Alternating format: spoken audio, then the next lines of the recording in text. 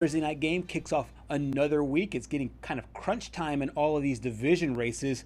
I think chief among them, one of the big ones has obviously been the NFC South, which has always been hard for forever for people to digest. And another big one here tonight, the Falcons and Bucs going at it here to open up Week 15 here. 19 former SEC players will hit the field today. The offense right now, I love the way you titled this in our show rundown. The offense is in the emergency room here. Yeah, if you're Tampa, I mean, yep. It's just been not the year that you've been expecting. You got off to that hot start, and you thought everything was going to be fine, that Baker Mayfield would just carry you to the playoffs. But as you can see here, Mike Evans, he's played 4 games. He's going to lose his streak of 1,000+ receiving yards in every season, I believe, unless for some reason he just has, like, 300-yard games to end the season. Right. Like, it just isn't going to happen. So Mike Evans has played 4 games. Jalen McMillan is yet to play in a game. I think he's finally going to make his season debut tonight for the Buccaneers. And then Bucky Irving, their number 1 running back, has only played 6 games together. And as you can see on the bottom, Evans and Irving have played 3 games together. Insane. So insane. It's just been like, I think Holden Kruzmark said it about the Thunder, where they haven't really the true starting lineup from last year's finals hasn't even played a minute together yet. Right. That's kind of the case here for this Tampa Bay offense, but Baker has not been playing well as of late. It feels like literally just a month ago he was in the MVP conversations, but 7 touchdowns, 4 interceptions in his last 5 games. That's not going to cut it. And there's not been any real consistency with this offense, Right. and largely probably because of what you just showed there on the graphic. They just haven't had the same personnel on the field game in and game out. But it does feel like the injury issues. I know he suffered a shoulder injury earlier in the season. It just felt like his body hasn't been right. The offense hasn't been right. And since then, they've been kind of clunky. And as you mentioned, it goes from MVP conversation to now, fighting for their spot there in the NFC South. We got a chance to hear from Baker Mayfield ahead of tonight's game. Just over-communicate. When we start to get the game plan in, you have to squeeze a couple days into one. Over-communicate what the looks we're expecting, what the checks are, the alerts, especially, when it comes to blitz pickup stuff. They're able to. That's for me. That's really the really important part, just because they pressure a lot. They bring a bunch of different fronts, different pressures, guys kind of all over. So that's really the emphasis for us this week. And after that, it's just over communicating what we're trying to get done. A little bit, yes and no. Just since we played them week 1 and whatever week we're in now, that there's different personnel, guys, injuries and all that. So some changes, but yeah, schematically, we know what they want to get done, how they want to attack. But there's also, just based on who they have in there, they've changed a little bit. So it helps some familiarity, but you got to adjust.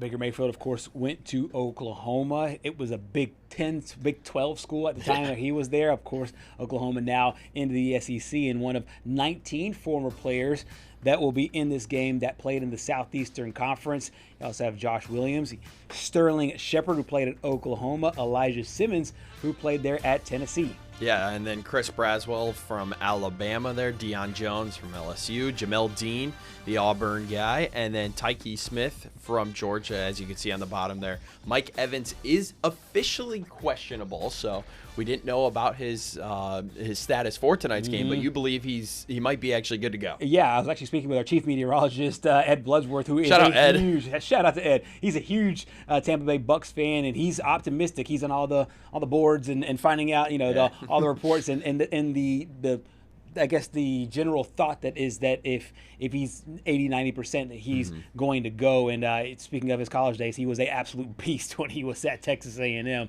just a monster there with Johnny Manziel in those days.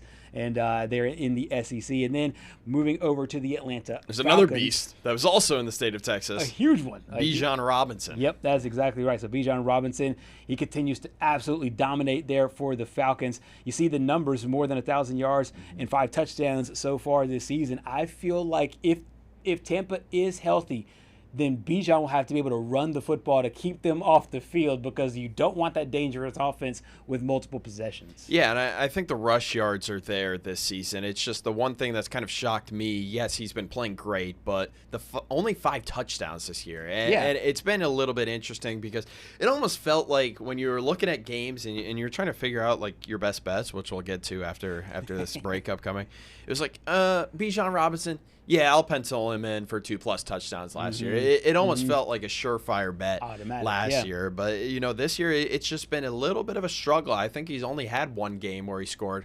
2 or more touchdowns. And I think it was against the Bills earlier in the year. But this matchup to me is interesting because when you look at going into the year, you would have thought that this was probably going to be for the NFC South. 100%. And the Falcons have just been so strange this year. They beat the Bills, then got shut out by the Panthers. Right. And it's just been up and down, up and down. I mean, they just lost to the Jets a few weeks ago. Right. So there's just been no consistency with this team, and it feels like the Buccaneers are on a free fall right now, and, the Panthers are just behind them. But I think the Falcons are going to have to rely on Bijan Robinson, but the X factor for me is good old Kirk Cousins. He's still got it.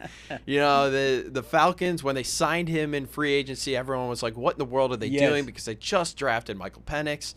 But I think he served as a great set of an additional set of eyes and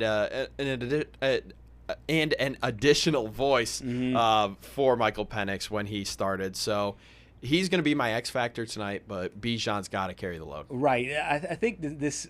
I don't know if the line of demarcation was when they drafted Michael Penix, because there's been, as you mentioned, some up spots there, some down spots for this team, but it just felt like. It felt for a while like the franchise really didn't know what it was doing at quarterback, because not only did they sign Kirk Cousins, but they signed him to huge money, and then next thing you know, you draft a rookie quarterback, and then it's like, oh wait, do you think you're good enough with a veteran quarterback to get you over the top, much like a Sam Darnold, or are you resetting the whole thing and going with a younger team to try to to boost a younger crowd altogether, to have Penix in there with guys like Kyle Pitts and Bijan Robinson and all those guys? It just felt like they didn't know what they were doing, and then they kind of live in this no man's land, which they feel like they've lived in for forever. Exactly. And you brought up Kyle Pitts, and we're going to talk about some of the former SEC guys on the Atlanta Falcons. As we talked about Bijan Robinson, Malik Heath coming over from the Packers. He went to Ole Miss. Felipe Franks from Arkansas. And then, as you mentioned, Kyle Pitts Sr. over there from Florida. Moving right along here, Charlie Werner from Georgia. Javon Gwynn from South Carolina, Jake Matthews from Texas A&M, and Leonard Floyd from Georgia. And then rounding it out here, Ronnie Harrison Jr. from Alabama, James Pierce Jr. Man, that guy was a one-man wrecking crew over at Tennessee. And then Jalen Walker from Georgia. Yeah, and you have to know that Jalen Walker is going to have a lot of fans there with Athens just down the road. The Georgia Bulldog fans are hyped up because they're in the college football playoff. His former team is there as well. So it should be a lot of fun action from all of the former SEC guys on Thursday Night Football.